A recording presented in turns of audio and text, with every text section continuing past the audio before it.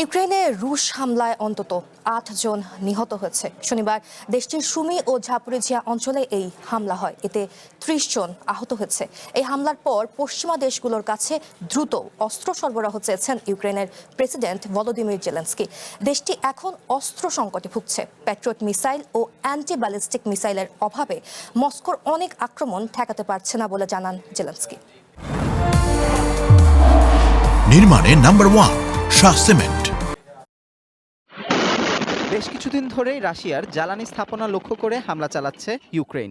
এর জবাবে ইউক্রেনে হামলার পরিমাণ বাড়িয়েছে মস্কো। শনিবার ইউক্রেনের সুমি শহরে হামলা চালায় রাশিয়া। সেখানে জনবহুল একটি এলাকায় পরপর 2টি বোমা হামলা হয়। ইউক্রেনের অস্ত্রের ভান্ডার ফুরিয়ে আসায় রাশিয়ার এসব হামলা ঠেকানো যাচ্ছে না বলে বরাবরই দাবি করে আসছেন দেশটির president Volodymyr Zelensky.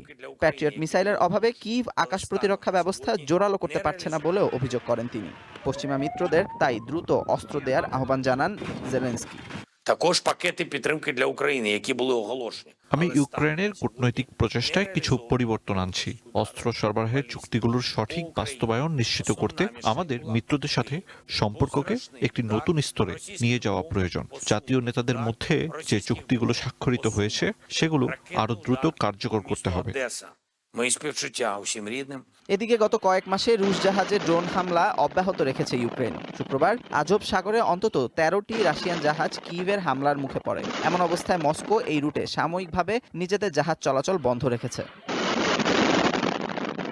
Amanur Rahman, one international desk.